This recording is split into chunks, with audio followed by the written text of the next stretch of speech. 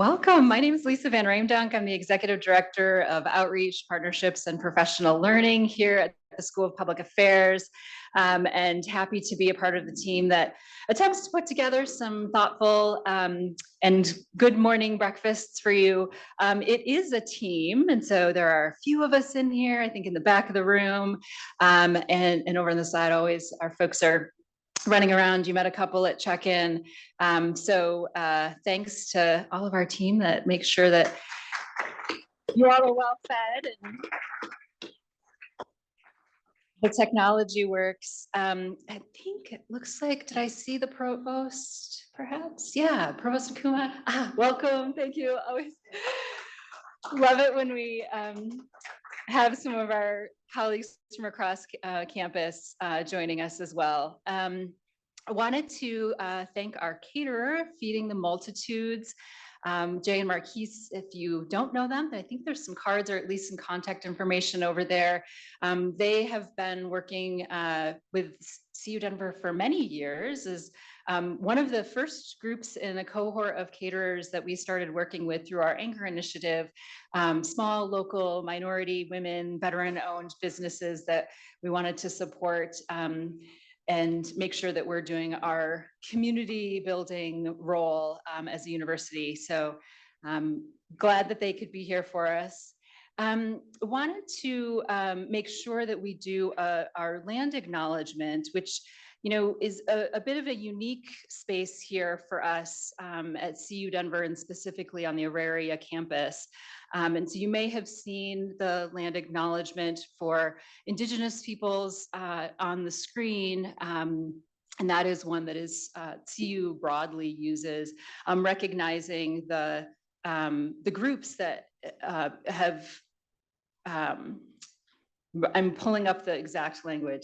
The Indigenous peoples as the original stewards of this land, and that our words of acknowledgement are spoken and heard, and that we remember the ties that these nations still have to these traditional homelands.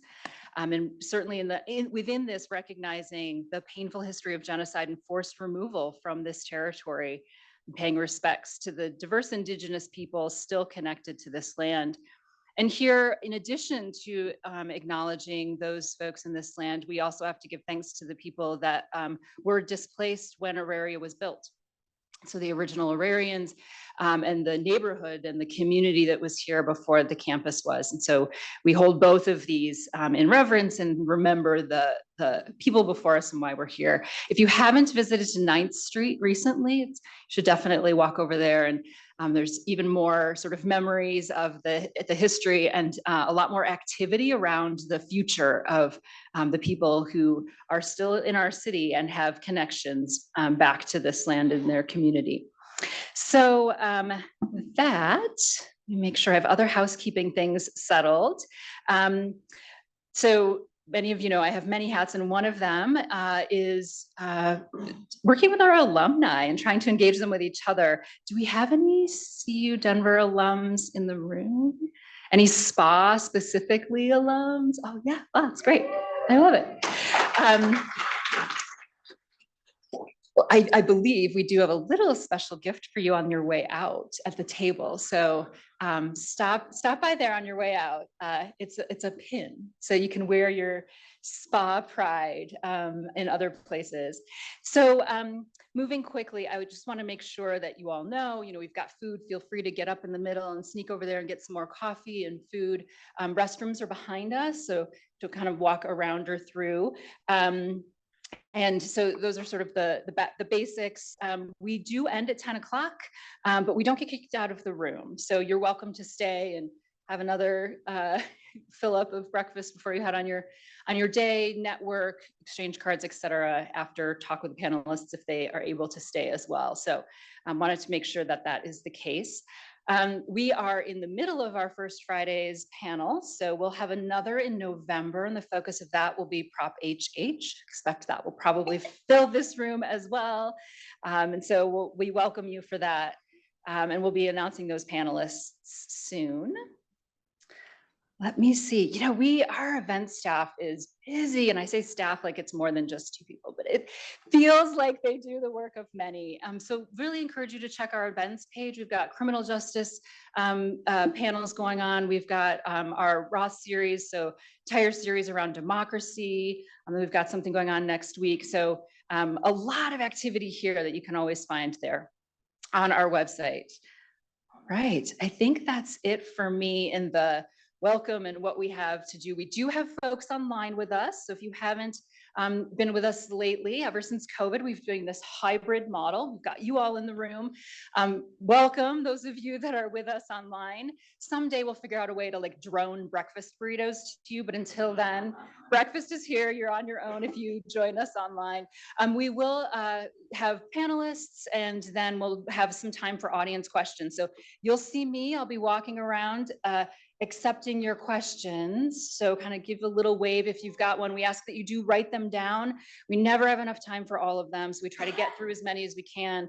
Write those down, and if you do need some pens or paper, I'll be walking around to make sure that you've got those, and then we'll curate hopefully some questions from you all at the end of this. And as always, these are thought-provoking and thoughtful, but never the end of the conversation, right? Just a portion of it. So I would like to turn it over to my colleague, Dean Paul Teskey, who's going to get us rolling for our topic today. Thanks so much, Lisa. Thanks to all of you for being here today and those folks online. We don't want to have too many introductory comments because we have an all-star panel, both here in person and on the screen around the state.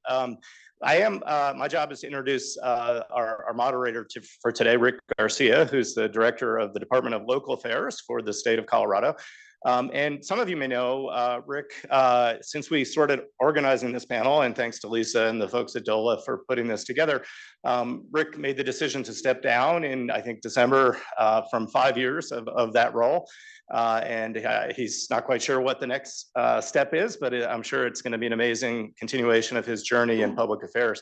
So I want to, first of all, thank Rick for his service to the state. Rick has an MPA degree, which is one of our big degrees. His is not from us; it's from a little program called the Kennedy School at Harvard, and they gave him some good training, I think. And he, his career, he's at least a triple threat of local government, state government, federal government. He's worked in Pueblo. He's on the Denver City Council. He was in Roy Romer's administration at the state level. The current job with DOLA, and previously Region 8 Director of the Federal Housing and Urban Development HUD for President Obama. So he's had an incredibly distinguished career. For those of you that know him, and I was lucky enough to work with Rick, I was looking back at emails in 2016 on Habitat 3, a really big venture with HUD combining kind of housing and transportation and sustainability and climate issues. And Rick's been at the center of those issues. And today we're talking about housing and affordable housing. And that's a huge issue, as we know, in Denver and in the state. And we're going to dig into that. But Rick's been at the center of that issue and all the related issues. He brings, a smart, evidence-based approach to public policy, a dedication to, a government that serves people well and has ambitious goals to make life better for folks, especially in Colorado, but all the other service he's done. So please join me in welcoming Rick as moderator and also thanking him for his incredible career.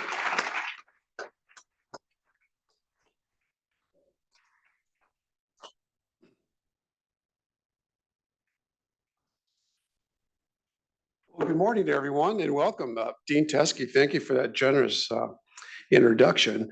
I didn't realize I was coming to my retirement party. Let me return some kudos to the university, and specifically the School of Public Affairs.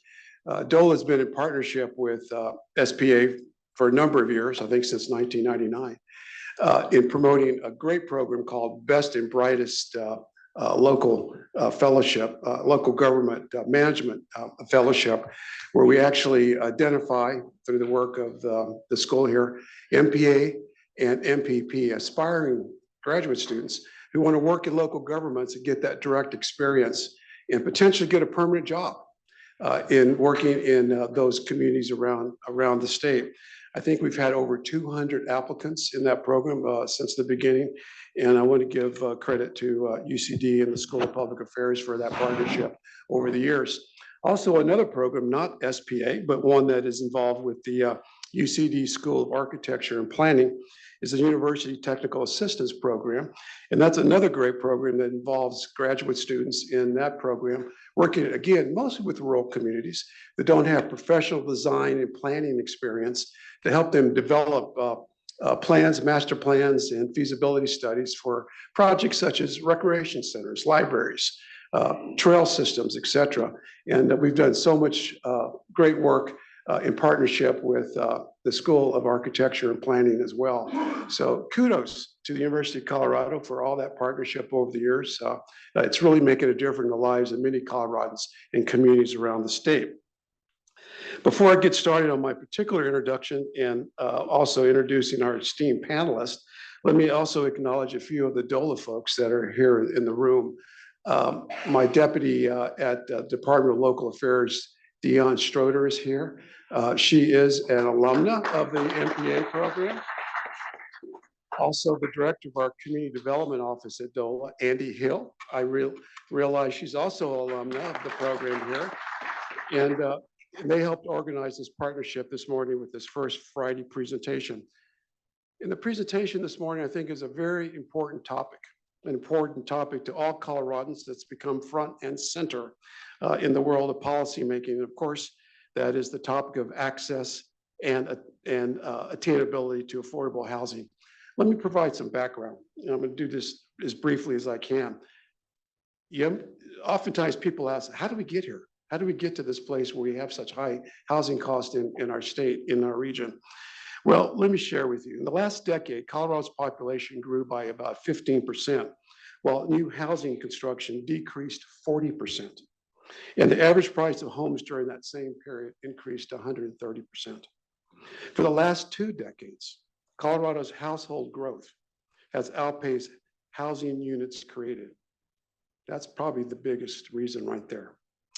But this increase has also increased homelessness across the state, has shuttered Colorado businesses, has also hindered employment opportunities because of the lack of workforce-priced housing, and has also increased challenges and inequities around communities of color and other marginalized populations.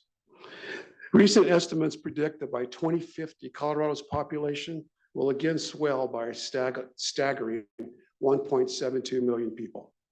While growth brings indeed opportunities, it also presents a formidable challenge for us in our state. As the population continues to surge, we find ourselves confronted with this very stark reality. The supply and funding for housing has failed to keep pace with the planned exponential growth. The state's housing dollars, mostly through our Division of Housing, and many local governments have their own programs, have been poured into new construction since 2019. That has largely just subsidized the cost of building new units. Yes, it's lowered some rents, and we've gotten new homeowners into homeownership as a result of that. But even with this recent historic investment, which has mostly come from federal dollars as a result of COVID recovery, the American Rescue Plan Act funding, we still find ourselves not able to meet the shortage of 121,000 units of housing that is required to keep pace. Our leading factors, there are many, but the biggest one that poses barriers to adding new housing is when local land use codes restrict land for only single-family homes, which are usually detached. And these are typically the most expensive and the most challenging to build. This limits the ability to add a wider variety of more affordable types of housing and homes, such as accessory dwelling units, also known as ADUs, townhomes, duplexes, triplexes, and other types of multifamily housing. Earlier this year, Governor Polis, in his State of the State address, and I'm paraphrasing, said, housing policy is climate policy. Housing policy is economic policy. Housing policy is transportation policy, water policy, and public health and equity policy. We couldn't agree with the governor more. In addition, Governor Polish recently took action by issuing a new executive order that directs state agencies such as DOLA, Department of Transportation, the Department of Natural Resources, the Department of Agriculture, the Office of Economic Development and International Trade, as well as the Colorado Department of Public Health and Environment, to take a hard look at existing grant programs and other regulatory requirements and consider new programs and processes to increase housing supply in our state. The state's vision is clear. We must act swiftly to look at all options to increase housing inventory. In order to prioritize growth and mobility, we recognize that affordable housing is critical to job seekers, businesses, and the overall economic prosperity of our state. State processes must be streamlined to reduce hurdles to housing development while ensuring that growth is responsible and sustainable. The state is committed to working collectively to align these needed corrections, to streamline these processes, and foster partnerships between state and local governments to achieve these important housing development goals. We must critically ask ourselves these questions. What is working in local partnerships and what is not working? And what we can do better, more collectively, to achieve the goal of increasing more affordable housing and increasing the state's overall housing supply. So that's our conversation today. The state and local government partnerships, it is critical. We have an esteemed panel, some with us in person and some virtual, who are individuals that live and breathe this work every single day. So let me start by doing some quick introductions. Then I will ask the panelists a prepared question, and then you'll get an opportunity to ask some questions before we adjourn the session this morning. So let me begin with some brief introductions of our panelists. Let me begin with a panelist that is joined us virtually. That is MJ Adams. Welcome. MJ Adams is the Affordable Housing Manager of the town of Erie. MJ brings over 30 years of experience in affordable housing, economic and community development at the local, regional, and state level from the state of Massachusetts, where she worked in public, nonprofit, and the private sector. She believes that communities are critically important cornerstone to the well-being and developing housing policy is her focus. She is holds a BA in economics from the University of Massachusetts at Amherst and a master's in regional planning from that same organization or institution, I should say. Also joining us virtually is Brandon Howells. He is a planner and has a master's in urban planning from the University of Florida and is also a licensed attorney and works as the housing planner for Summit County here in Colorado in their housing department. Brandon has began working on a housing code audit that looked for ways to streamline the development to make ADUs more easier and also planned to make them a little bit more cheaper to build. He works in the county Summit in a housing helps program and also has administered a program called Lease to Locals. So we welcome Brandon as well. Also joining us here in person, Chris Adams. Chris Adams is a national leader in citizen engagement, public policy, and facilitation. He's president of Balancing Act by Polco.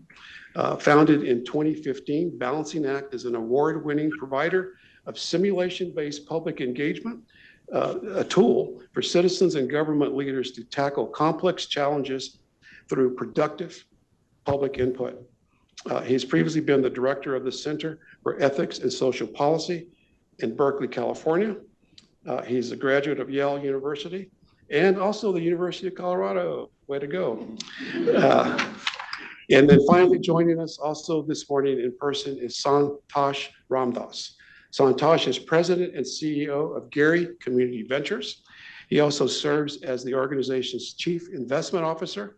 Previously, he served in Gary's organization as vice president of impact investing, overseeing the organization's endowment and helping deploy a larger pool of financial assets in service to its mission, which Gary has also been involved with Santhosh's assistance in establishing partnerships with leading impact fund managers and companies while incubating capital vehicles like the Deerfield Fund for Black Wealth, which offers down payment assistance to Black homeowners here in the Denver metro area. This is not on his bio, but I'm going to add Gary Community Ventures and Santhosh also were the authors and played a critical role in the development of Proposition 123, which was on the ballot last November, which, by the way, passed. And we in my department and other agencies have been working collectively to get that funding organized and rolled out. So wanted to give credit to Santhosh and Gary's for that work. And also I'm certain that you'll be hearing a little bit from Gary and Santhosh about that program. So let me begin with a question that I'd like everyone to potentially respond to. And this relates to the partnership commitments that we are involved with in today's program. Let me begin maybe with our virtual participants as I look here for the question. Here we go. So from your experience and vantage point, how would you describe the current approach to affordable housing and development in your respective arena? And name one thing that seems to be going pretty well and one that continues to be an ongoing challenge. So let's begin with MJ. Good morning. Thank you for having me this morning. I'm delighted to be here representing the town of Erie, Colorado. And Rick, thank you for setting a really thorough stage in terms of the challenges that Colorado is facing as it grapples with the housing issue. One of the things that I have found is, as we talk about affordable housing and housing generally in the United States, is that my concern is that it is, we are really looking to put a Band-Aid on an economic issue that's really bigger than the housing sector itself, and that we really need to look at what's going on in housing as an element of the bigger issue of what I think is increasing income inequality across the country. You know, this has been an issue that has been decades in the making, and it comes and it roosts most obviously in the housing market, where we place our hopes, our hearts, and most of our financial resources in building better futures for ourselves and our families and our communities. And for me, that feels like a very emotional and heartfelt response that people have anytime we start talking about the housing issue. Also, originally, and this comes from me being a trained economist, is housing was originally an economic good for most Americans, and it has evolved into a very significant investment tool. And the simple law of supply and demand yields the impulse for us to increase scarcity to maximize the return on our investment. So as long as we have an economic and tax system that rewards, I worry that there will never be enough resources in the housing arena from good people who want to make good impact to be able to solve the challenge of affordable housing. Great. And that said, expecting the private market to provide what is needed, it just simply isn't working. The good thing is that I think that communities, states, local officials, nonprofit organizations, and community foundations and the faith community are stepping to the plate and saying, this is not just a housing issue. This is a community's future issue, and it's very much tied to the other elements that you mentioned: transportation, climate adaptation, inequality, equity, and the future of what we would like our country to be, and specifically what we would like Colorado to be. Okay, thanks for that, MJ. Let's go to Brandon. Brandon, what's your response? Sure, great. Thanks for having me. So I'll try to keep it brief. In Summit County, we're really focused on an all of the above approach to obtaining more workforce housing. That's really our focus. We are at the front lines of the housing crisis as a rural resort community, which is a tourist-based economy. Development is extremely challenging in Summit County. I know it is all over the state and all over the country. So we tend to see that developing workforce housing is difficult, both from a financial perspective and also due to other challenges, politics, infrastructure, et cetera. So while we are continuing to focus on development, we've also instituted several other programs that we've found quite a bit of success with. One of them is we've now master leased 2 local hotels and converted them into workforce housing. So people are required to work an average of 30 hours a week in the county to live in the units. We've also purchased a 3rd hotel with the town of Breckenridge. And another program we have is called Housing Helps, where we will actually purchase a deed restriction on a property, either when people are buying the property or for existing owners.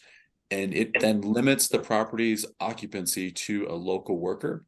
And we've had a lot of success with this program. We have over 80 houses within the county, either condos or single family homes, that have opted into this program. And this is a really quick way to obtain workforce housing in the community. So that's where we've kind of seen our biggest success. And obviously there's still a lot of challenges out there. Thanks, Brandon. Let's go to Chris Adams. Chris, what's your response? All right, well, thank you. I sort of feel like I'm an accidental participant in this conversation. What I've been working on for the last 10 years or so is simulation-based public engagement, and really focusing on the budget and trying to make budget something that's understandable and interactable for the public. But about 3 years ago, we were contacted by 2 jurisdictions, one in California and one in Australia, that said this idea of a simulation that sort of lays out the challenge in a public way that planners and jurisdictions and governments are trying to solve when it comes to creating new housing and planning and zoning, is something that we think is similar to the idea of balancing a budget. And so in California and Australia, where these 2 local governments came to us and asked for help, they each have a numerical goal that they're trying to reach when it comes to housing for their community.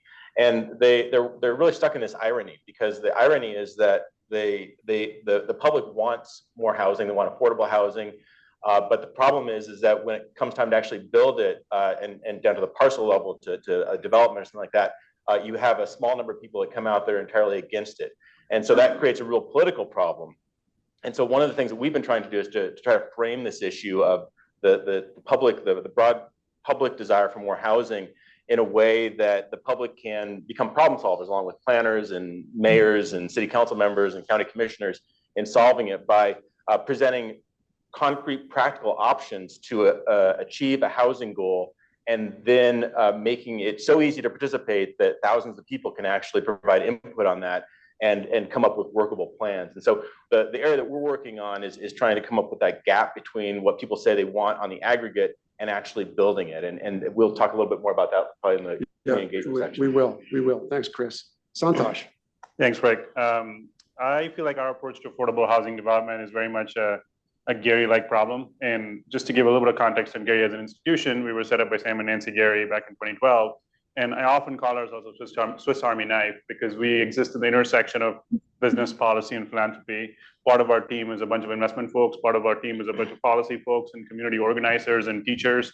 And we all sit in the same room together because we think that the real world exists as an intersection of systems. And there's nowhere else that this problem is manifested, or the opportunity than in housing, because often to get an affordable housing development up and running, you need local jurisdictions to lean in, you need city planners to lean in, you need the zoning, and you need the permitting, and then you need capital, which needs to come in often from the private sector. But if you want to make it affordable, you need capital from the public sector, and you need both of those to mix and dance together.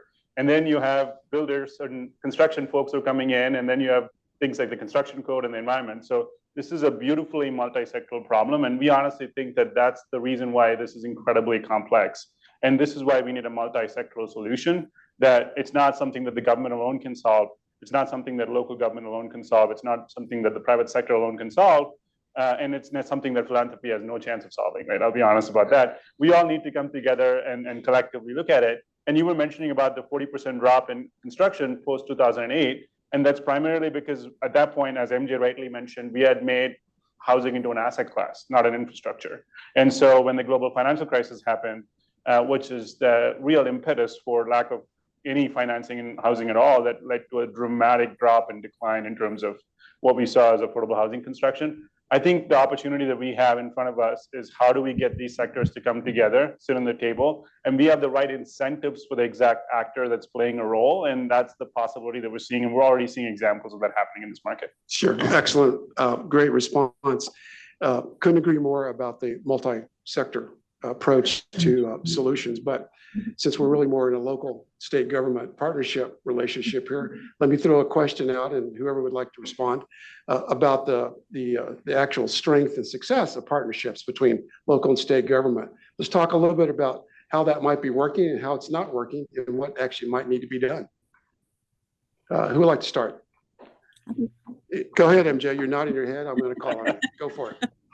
Well, some of you might know that I just recently moved to Colorado from Massachusetts and started working with Massachusetts Housing Partnership under Governor Dukakis in the late 1980s, where in Massachusetts, one of our things is all politics is local. So if you're not working at the local level, you're really not grappling with the issues that really need to be addressed. So, I came to Colorado 6 months ago because I was interested in sort of trying someplace other than Massachusetts, but really saw Colorado as in a very interesting policy place in terms of what you were doing with housing. And particularly in the area, the Boulder County area, I came across the Boulder Regional Housing Partnership in the town of Erie as one of the communities in that partnership, really looking to see what they could do. They had started a couple of years ago before COVID came and roosted in our communities, but they were picking up the reins again after COVID and really resuscitating or unpausing the pause from the Regional Housing Partnership. And I was very impressed that, number one, that they had been working on it since 2016. They had a good effort moving forward. And housing markets are regional markets. I mean, at least down in the Front Range and Denver area. I know the mountain areas might have different situations, but down here, what happens in Erie is impacted by what happens in Boulder affects Erie, what happens in Denver, and those linkages are critically important.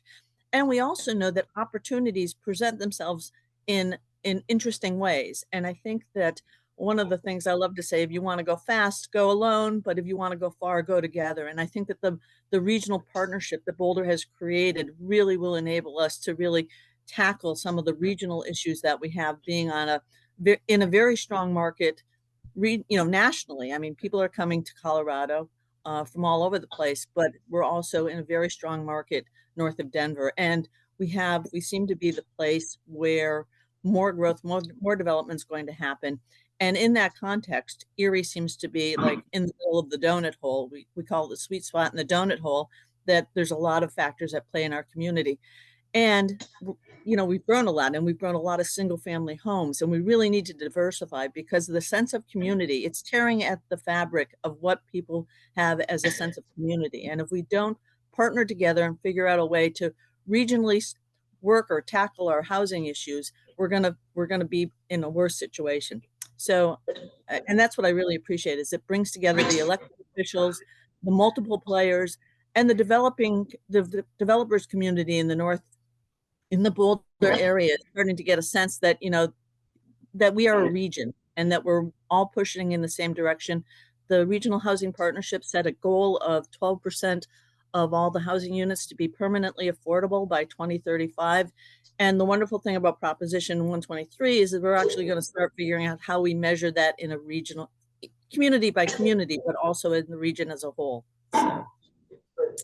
Thanks for that response. I'd also like to respond to what's working well, maybe what needs to be done, maybe a little better or differently in our local, state, and local government partnership. Chris or Santhosh? Brandon?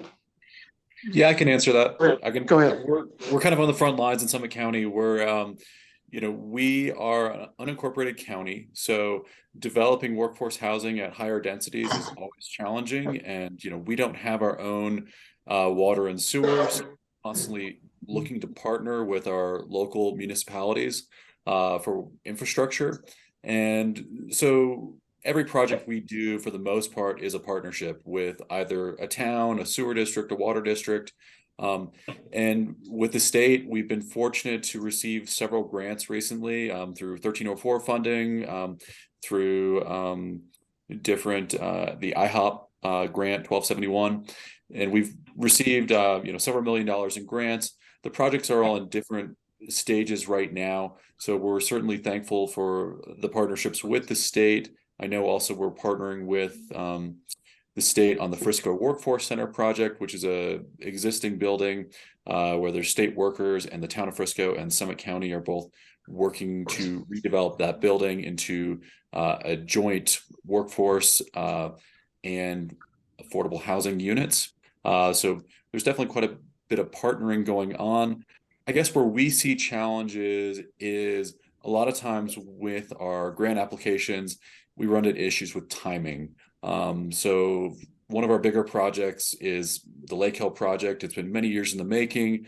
We are continuing to struggle to obtain water and sewer, and but in order to go through with our rezoning, we need water and sewer. In order to get a grant from the state, we need our entitlements to be done. So it's kind of a challenging situation that we've been put in, where we can't manage to get the water and sewer. We also can't get the grant because we don't have our rezoning done. We can't get our rezoning done because we don't have water and sewer. So it all goes together. So if there's ways to improve that process, I think things are improving, and there is starting to be more flexibility in that process, but we've seen some challenges in that area for sure. Thanks for that insight, Brandon. I'm going to go to Santhosh with kind of similar question, but obviously the local and state relationship is critical with the implementation of Proposition 123 funding. Mm-hmm. And I know we're really in the early stages of rolling those dollars out. Talk a little bit about what you view, or at least the vision of Gary had in the passage of 123, and how the collaboration and expectations of success in getting housing built was built around 123. Yeah, and it's not just the vision that Gary had, it's the housing community as a whole. I was just reflecting on this, that the 123 structure is a grand experiment, a $300 million a year experiment on the state-local partnership design, right? So, and one of the things that we acknowledged early on as we were putting this effort together was to understand that there's three pillars to housing, affordable housing in particular, which is land, capital, and building. And if you take building aside for one moment, land is clearly a local issue. It's about how communities want to think about their future of land use and how they're going to use land. And folks like MJ and Brandon play a really strong role in that. And capital is a statewide issue, because often state is the biggest aggregator of dollars for affordable housing, either into local developers or into local communities. And we want to get both of them to dance together. And the design we took with Prop 123 is that of incentives, where we give local governments the way they want to build, not mandate how they should build, and that each community is different in Colorado, and that every community should decide that they need to build appropriately what is appropriate for their respective communities. At the same time, the incentive is to say you got to make a commitment to affordable housing if you want to access the dollars. So there's definitely a step in the right direction to say, yes, we want you to at least make a commitment and move in the right direction, but we're not going to dictate how it's going to be done. So the measure leaves it pretty open in terms of how communities want to build, but what they do need to make is a 3% increase in affordable housing stock within their communities.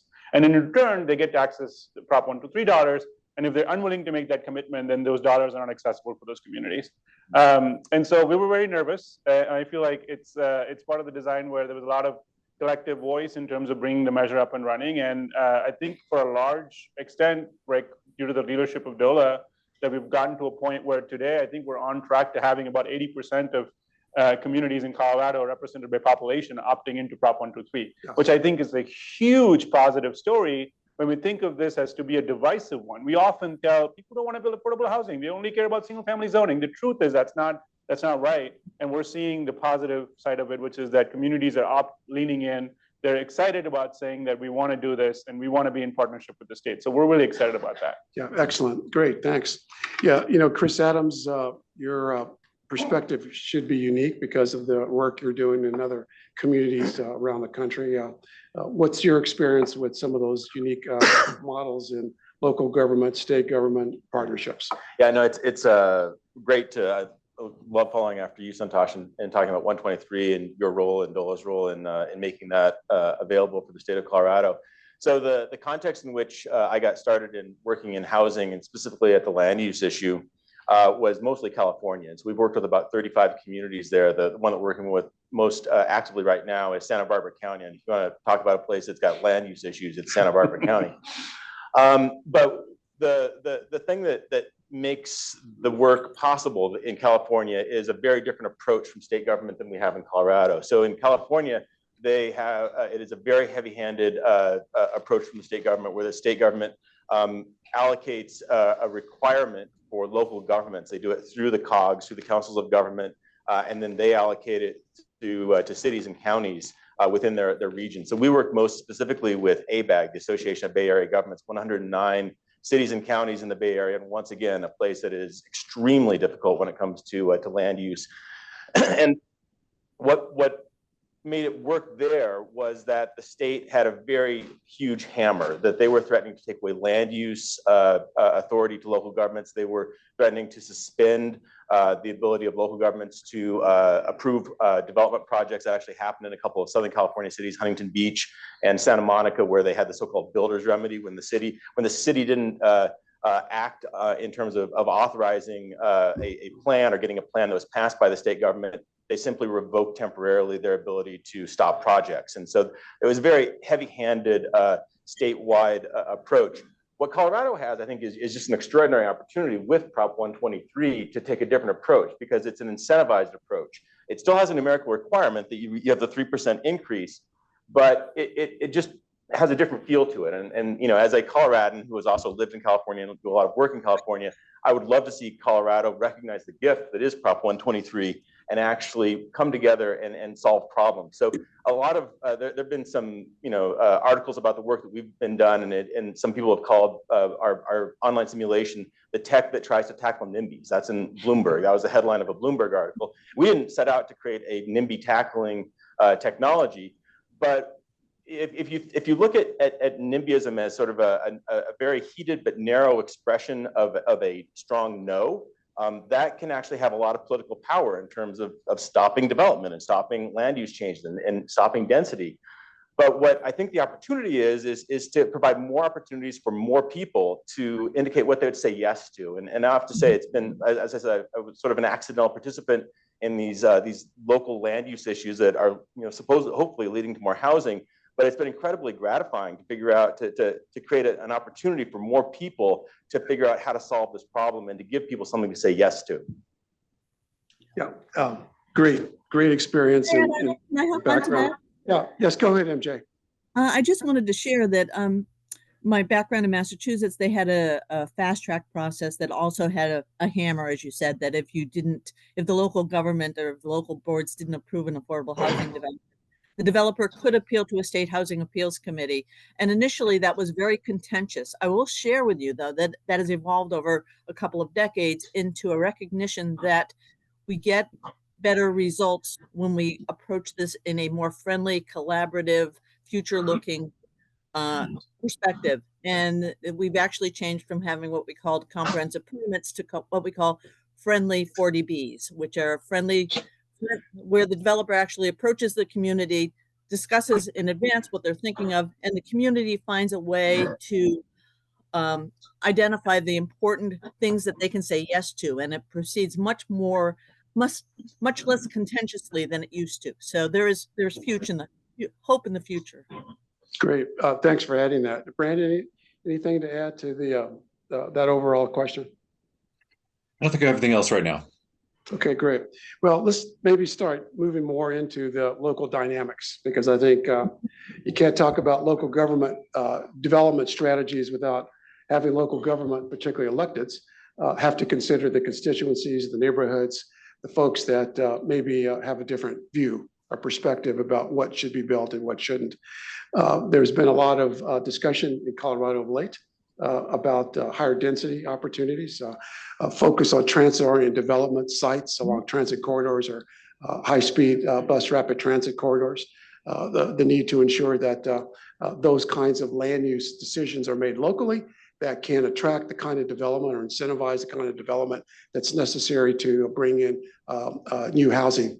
So that is, I think, one of the biggest challenges that the state has, particularly in Colorado, because of this existence of local control. A very big issue that has been on the forefront, particularly within the last year or so, in the context of a bill that did approach the legislature last year, Senate Bill 213.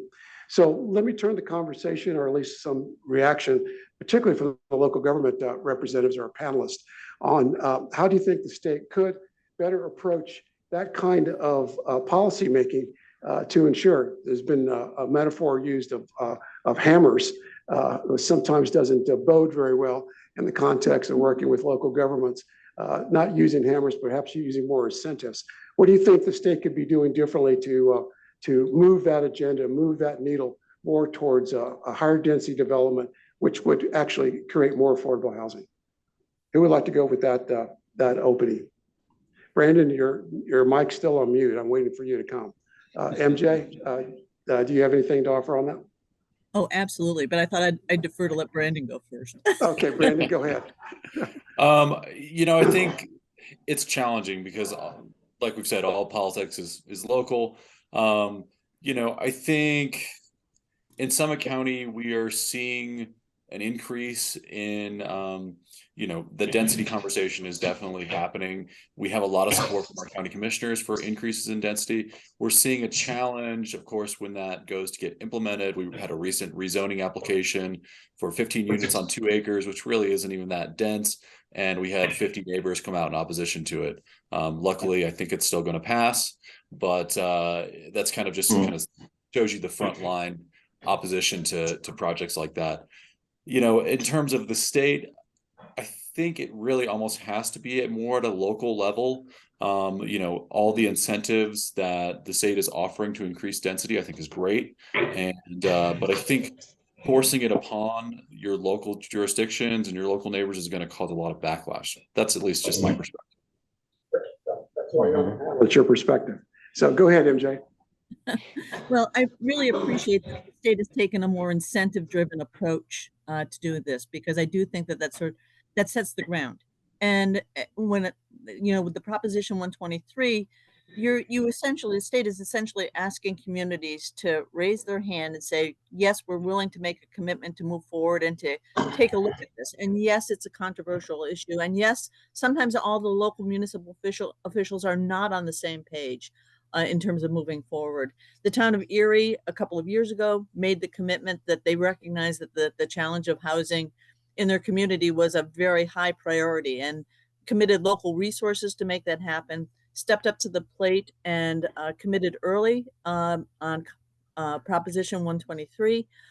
We actually, when I came on board in the spring, they were actually moving forward and creating fast track permitting, which I think is a really important piece.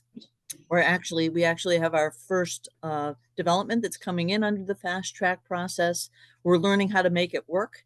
And we're taking what I call a mission control. They had called it a war room, but I like it a mission control. Where all the important players, the developer, engineering, planning, affordable housing, all around the table at the same time, roll up our sleeves and figure out what can be done there as the first step to then being prepared to take it out into the community process. So, I think that being able to do that, and I appreciate the state giving the communities a bit of putting them in the driver's seat on how the process is going to run locally. So, great. Thanks for that, MJ. Good to know that mission control model is up and running in the community of Erie. Chris or Santhosh, anything to add on that? I've got something to add. Yeah. There's been a lot of discussion nationally about, how do you deal with the problem of local politics and land use and development and increasing density. And a lot of folks have reached the conclusion that the incentives are such at a local government level that it just can't be solved at the local government. And that's why I'm excited about Colorado trying to actually do something with that. But the idea being that that local government decision-making levers, city council, planning departments, that they are so susceptible to a relatively small number of people. Brandon gave the number of 50. Well, it can, projects can be derailed with 8 people who are angry. And so I think the question is, and California is one example, and I think Colorado presents a nice experiment, is how does the state sort of configure the conversation or frame the conversation? So California, as we talked about, they're using a hammer, but they're also providing all sorts of technical supports to local governments to actually meet these requirements. I mean, it's a two-handed type of initiative that they're using with the State Department of Housing and Community Development. And Colorado, I think, is giving itself this option to say, well, what happens if we do allow for creativity? What happens if we do have an incentive-based approach? What happens if there is this financial reward for finding ways to build more housing and to meet some of these goals? And I think there's a great opportunity right now, but at the same time, the question is, are we actually going to do it? And I'm teaching a class. One thing you didn't mention in my biography is I'm actually a lecturer right now at the School of Public Affairs and teaching public engagement. And I was mentioning to Paul Teske that I'm reading a textbook on public engagement for the first time in my whole life. And it's been really fun because they keep on talking about the key to successful public engagement is creating adult relationships between public officials and the public and stakeholders and residents. And the problem is that without NIMBYism, I don't think anybody would really defend that behavior because it's very negative. It's kind of throwing a tantrum, and then a city council member says, "If I have 8 angry people in my district, that's not good politics for me, and it actually could cost me an election."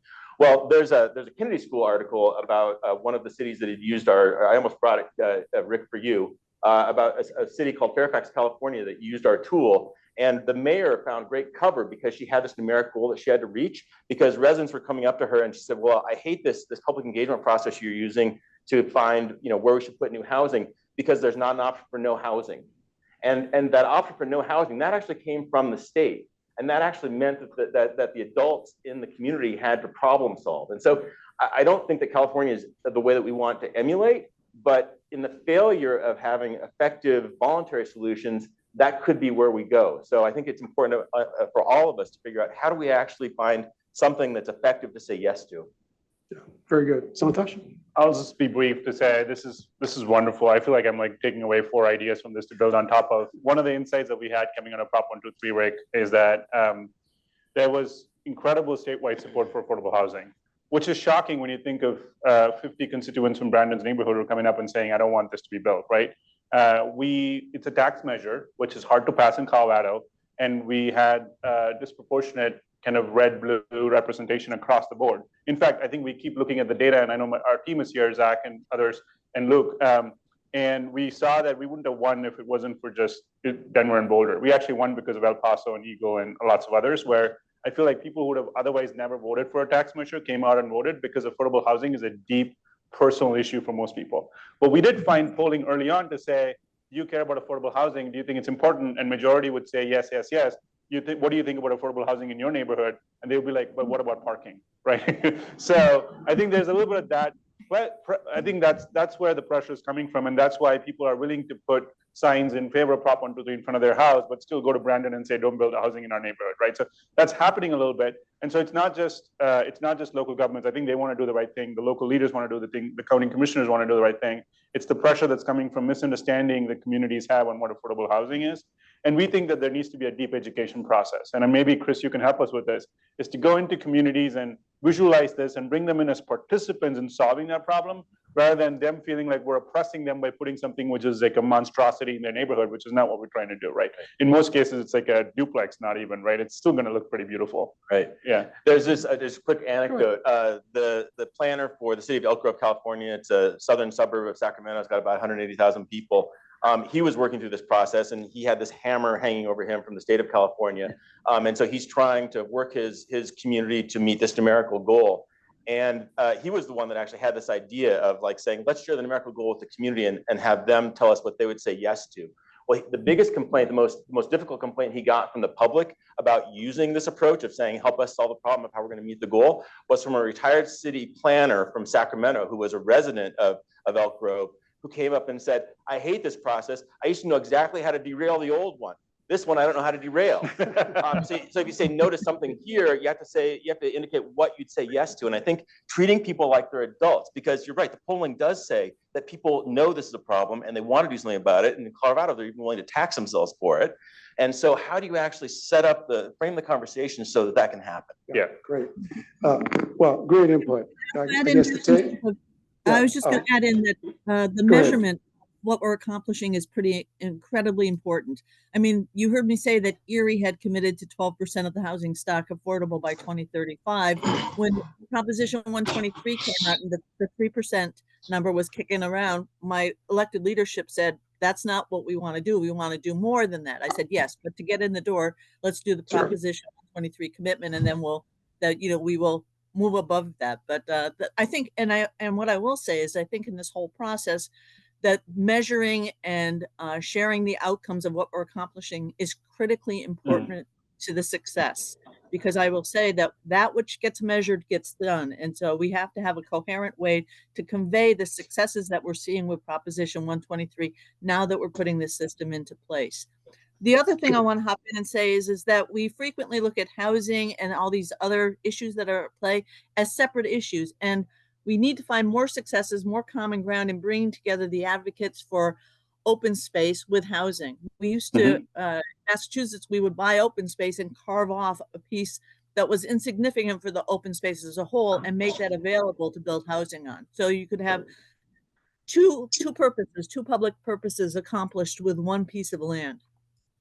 Okay. All right. Well, let me give early warning to the panelists that now we're going to questions from the audience, and they're going to be harder than mine. I'm certain about that.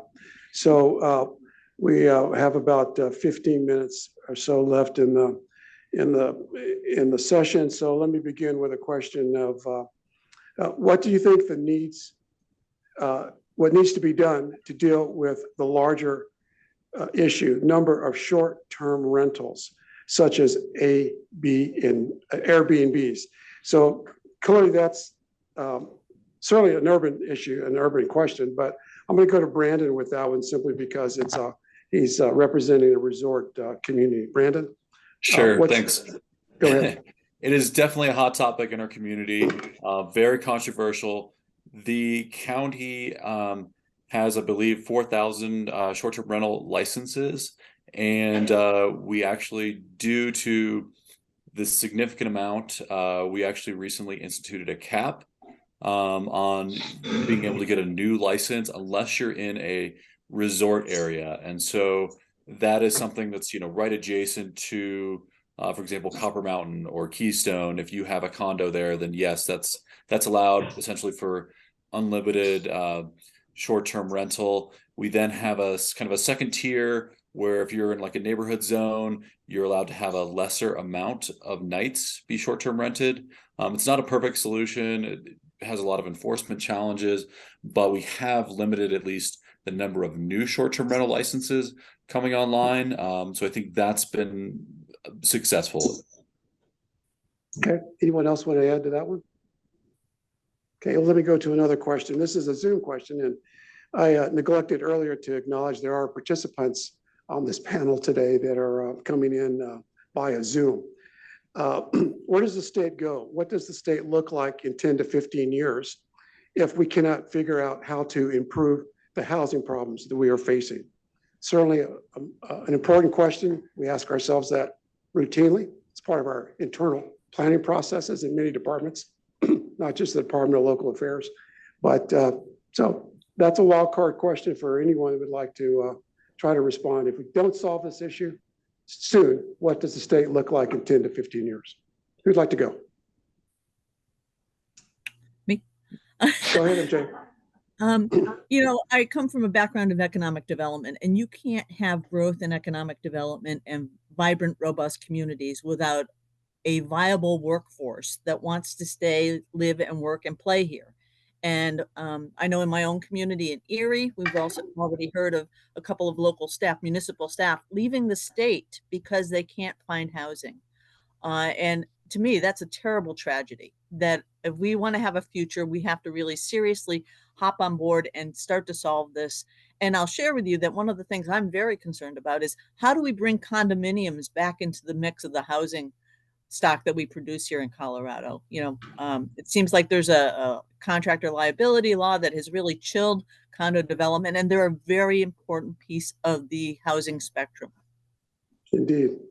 Rick, if I Anyone could else? just add, the one Santhosh. other consideration for the state in the next 10 to 15 years is what MJ was saying, that the more that housing's become an asset class for investors, the more we're parceling out what is the place we love into pieces of investment that sits in balance sheets of investors around the world. And that's the fight here too, which is we still need to attract capital, but we want to do that in a way where the state is owned by people who love this place. And that I think is changing, because right now we're sitting in the balance sheets of hedge fund investors in China and investors in New York. So that's the beauty of why we need to really think about this, not just in terms of affordability, but also in terms of who owns property in the state. Yeah, and actually, if I could add to that point, there was a bill passed this session that gave authority to the Department of Local Affairs through our state demographer's office to put together a working group to study that issue precisely. And they're just organizing, getting that group together. There'll be a full study done, a report to the legislature on that. And I'm glad that somebody finally put their finger on that issue, because I think it's been kind of hovering around for many years, but no one has really identified it as a big challenge. Indeed, it is. So this next question is probably really more of a comment, but I think it's an important one to bring to the forefront. It relates to NIMBYism, which was talked about a little bit a bit ago. As it relates to NIMBYism, is it really the housing, or is it people needing affordable housing? Is it the residents that people object to, as opposed to actual buildings? And I'll answer that. Absolutely, that's a big part, I think, of the misunderstanding. We use the term affordable housing so often in our dialogue and in our rhetoric. Well, it's what it is, but it doesn't necessarily mean the cast ideas of what affordable housing means to individuals. Oftentimes is poor people that maybe they don't particularly like. So would anybody like to respond to that, and maybe how that's being addressed in your particular communities, and what your personal reaction is to that particular statement? Anyone? MJ, go ahead. Look like you're ready to go. Yeah, I think that we've got to find a new term and not use the word affordable housing anymore, because clearly people go right to an old image of failed public housing, quite honestly.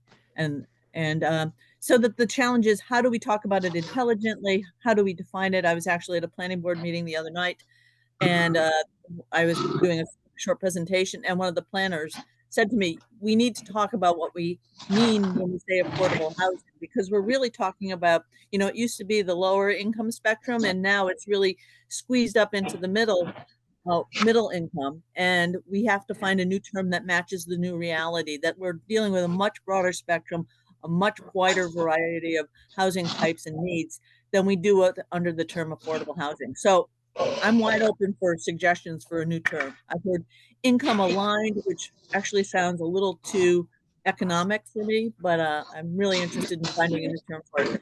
That said, we have to go out and we have to explain what we mean and talk about the reality of the folks who we're working with, folks that we're looking to serve as we're building affordable housing. We're talking about, public safety officers, nurses, healthcare people, teachers, local firefighters, all people who need to be living in a community to be able to respond to the urgent needs and to provide that community fabric for a community to feel like it's a vibrant, robust community. So I think we have to make the case, and we have to set it in a context of what people are looking for and desiring as they settle and make it. And Rick, I'll just add that the commenter rightly points out that this is also about race, and we can't forget about it, because I think that the majority of land use in this country is being based on race. And that still is in our DNA in some ways. And when we put out Black Lives Matter signs outside our house, how do we leverage that to say, well, affordable housing is actually about bringing more diverse communities into your neighborhood? So if you believe in that, then you should actually not worry about parking and be allowing multifamily in your household, right? At the same time, when you go to the same households, they're like hardcore NIMBYs, right? So it's kind of me that asynchrony of the fact that we haven't done the work in connecting race and housing is something we should do with our communities. Sure. And zoning was originally created as a way to preserve all white neighborhoods. Yeah. And there's a strong history with that. I know the planning profession is really wrestling with that and trying to make amends for it, because it's been a horrible way to codify some of our worst instincts. Okay, super. Well, it's hard to believe we're getting close to 10 o'clock, and maybe time for maybe two questions, but let me ask this general question. This is probably the more important question that relates to the topic of today, local partnerships. From anyone's perspective or everyone's perspective, what is the biggest roadblock to enacting viable, affordable housing policy? A single roadblock that perhaps we need to figure out a way to get rid of. Who'd like to go?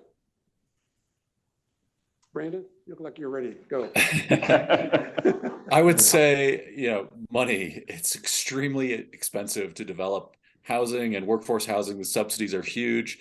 Building costs keep going up. So to me, that's the number one roadblock. Obviously, there's always a NIMBY issue, but at least in Summit County, I think we've had several successful workforce housing projects. I think people are generally on board with creating more workforce housing. A lot of times they don't want it right in their backyard, but I think when it comes down to it, it's money and it's infrastructure and it's water. Good. Thanks for that. MJ, your response. I think it's to continue to strengthen the collaborations of the different sectors. We have the partnerships, and money is, I'm not disagreeing with Brandon at all. But we can't just throw money at the issue. We need to actually develop, cultivate, and sustain and grow the political will to really tackle this issue, understanding its tentacles out into the broader range of the economy and the community. Great. Thanks for that. Steve? I'm sorry. Chris. The other Steve Adams. I've been confused with him before. Chris. I think that the key is land use and figuring out ways for us to use our precious and beautiful Colorado land, but to understand that density is not the enemy. And I think that it's going to be a combination of leadership and leadership that helps residents, those 80% who acknowledge the problem that we have, join the problem in a practical problem-solving way so that we can come up with some solutions. Yeah, excellent. Santhosh? Yeah, it's not a silver bullet. It's definitely a silver buckshot, right? This is not going to be one thing that's going to be done. But I would resonate to say, I think we spend a lot of time thinking about each of these issues, and I think a lot of attention gets paid into NIMBYism, land use. But I do think communities do eventually turn in the right direction.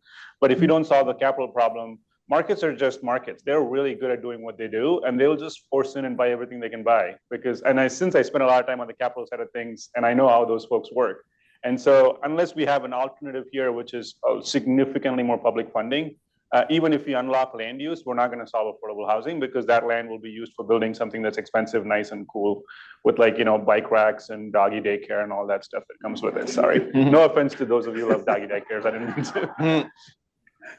Okay, great. Well, what an amazing amount of new information and cutting edge comments, insightful conversation. Why don't you join me in thanking Brandon, MJ, Chris, and Santhosh as panelists on today's program. Thank you.